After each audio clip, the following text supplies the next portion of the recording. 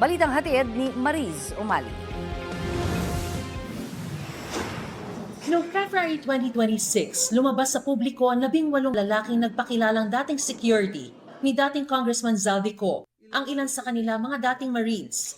Sa kanilang affidavit, sinabi nilang naghatid umano sila ng male-maletang pera kina dating Speaker Martin Romualdez, kay Ko at maging kay Pangulong Bongbong Marcos. Apat sa kanila humarap sa akin. Ang sinabi nila sa akin, binabawi na nila ang mga nauna nilang sinabi at kwento.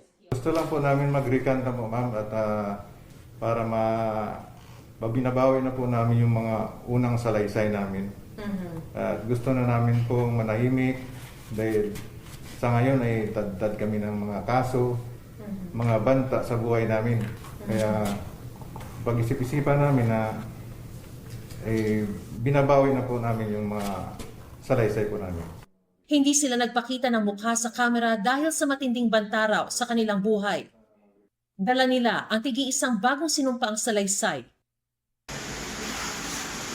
Binigyan din nila kami ng kopya ng video ng panumpaan at inotaryo ang mga ito.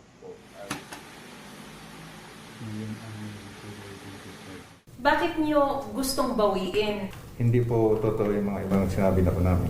Binabawi po namin lahat yung unang salaysay na nagatid namin. At hindi totoo po yung sinasabi namin doon. Sa unang sinumpaang salaysay namin. Doon sa sa salaysay namin to, sa unang salaysay po.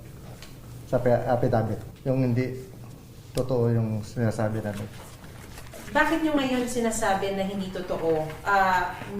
Pero noon kasi pinanindigan nyo eh. Parang naguguluhan pa kami noon. Tapos ang nagawa ng affidavit namin po ay hindi kami po.